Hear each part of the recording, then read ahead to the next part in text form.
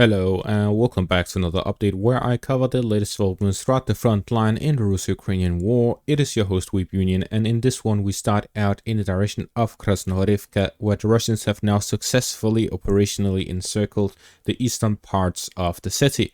This has taken place with the Russians capturing the container area here to the south of the Ukrainian fortifications to the east.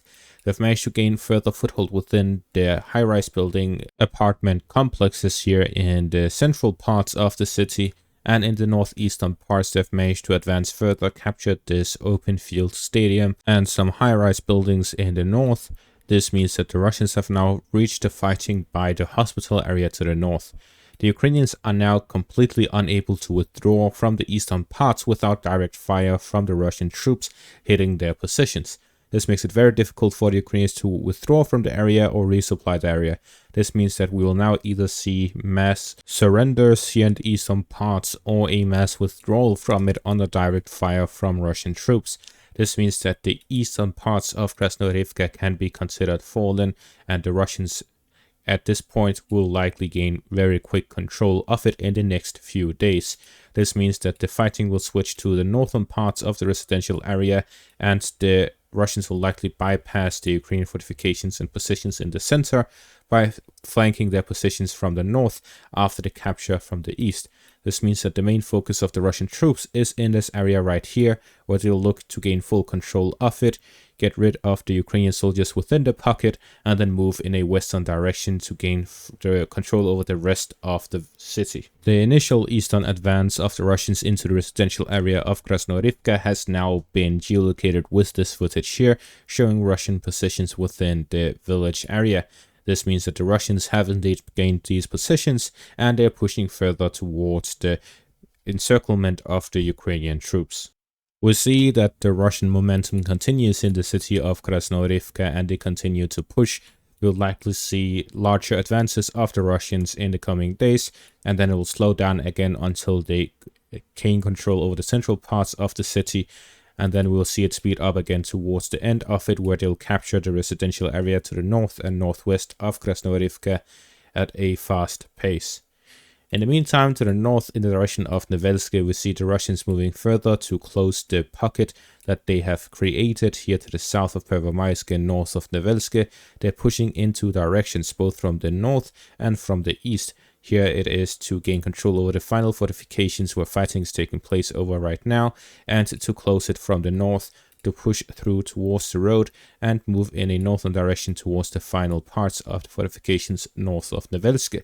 We'll likely see a restart of the battle over Nevelske, which will start the third battle of Nevelske. So we're seeing that the Russians are taking advantage of their recent advances here within the pocket area to continue pushing the Ukrainian positions, and their advances are speeding up as they manage to capture more and more of these fortifications, forcing the Ukrainians to withdraw from them. Here in the direction of the north of Netailove, the Russians have pushed through the fields and have managed to cut off the road from the north. This isolates Netailove from Yasnobrodivka and Umanske to the north, where they've now pushed through, and this will allow the Russians to flank the Ukrainian positions from the north, to push through towards the fortifications located north of the village, and start to attack the western parts of the village. Looking at the topographic map, we see that the northern and southern parts of Netailove are located on the high grounds in comparison to the village itself. There's about a 30-meter difference between them and the heights to the north and to the south. This is also where the Ukrainian fortifications are located, and the Russians have now gained the high grounds to the north, and they're pushing here in the southern parts in the direction of Nevelske, where they're pushing through the area here east of the village to close the pocket. This will allow them to focus their attention here to the southwest of Pervomaiske to attack the southern parts of Netailove, where further Ukrainian fortifications are located. As we see here clearly within the map, we see that there is this line of fortifications located in the heights south of Netailove. The Russians will likely look to push through that to secure their positions by Netailove and push further onwards. It is difficult for the Russians to continue advancing within the village if the Ukrainians still hold their positions in the flanks. This will make it difficult for the Russians to hold on to it, as the Ukrainians can launch counterattacks from those positions and can launch direct fire attacks on the Russian positions within the village. This means that the Russians, if they are to secure their positions within the Netailove area, they need to control the fortifications to the north and to the south of the village, as well as the heights they are located within. Moving further north here in the direction of Umanske, the Russians have managed to push into the central parts of the village. They've managed to raise the flag here by the central building here within the exact center of the village in the northern parts. This shows that the Russians have managed to push through, capture all of these fortifications, and then push into the village itself and capture half of the northern parts. It is reported by the soldiers that the Ukrainians withdrew from the village, meaning that the rest of it will quickly fall into Russian hands. The southern parts remain across the river line, which means that there's no information on whether or not that part is captured or not.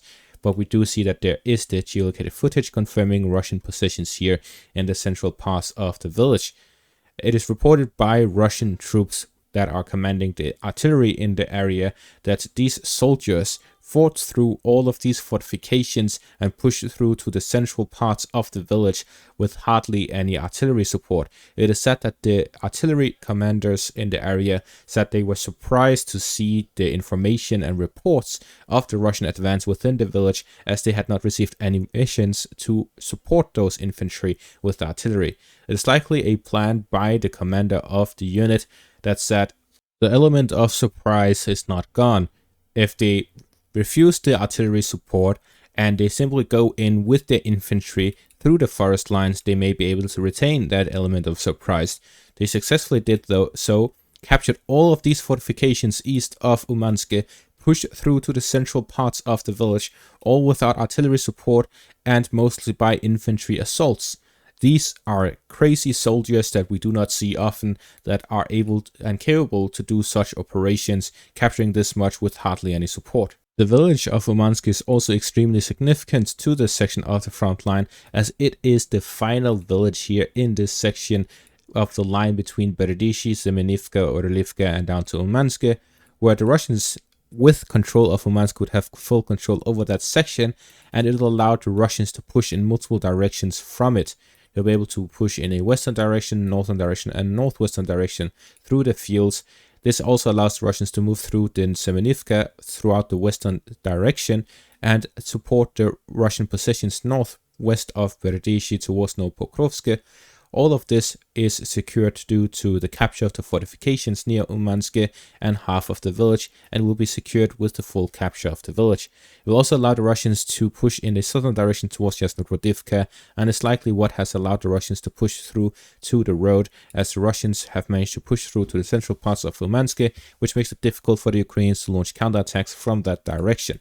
So the Russian positions here in this direction has significantly improved due to the actions of that one single unit of the Russian forces that took such a major risk and succeeded at it. We see that in this section of the front line, the Russians are continuing the momentum that they have received from the Battle of Ocheretine to restart operations in the southern direction by Pervomaiske, Netailove and Umanske.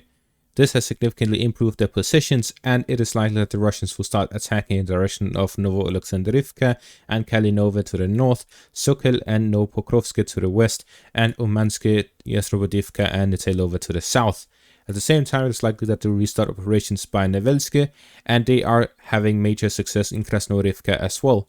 In this section here west of Donetsk, the Russians are facing major success, and the momentum that they have had has continued as they push through the Ukrainian fortifications and positions day by day, with all of these advances taking place in the first 9 days of May. And that is going to be all for this update. Thank you for watching. Make sure to leave a like, subscribe, check out my Patreon for additional content. Thank you for watching and have a great day.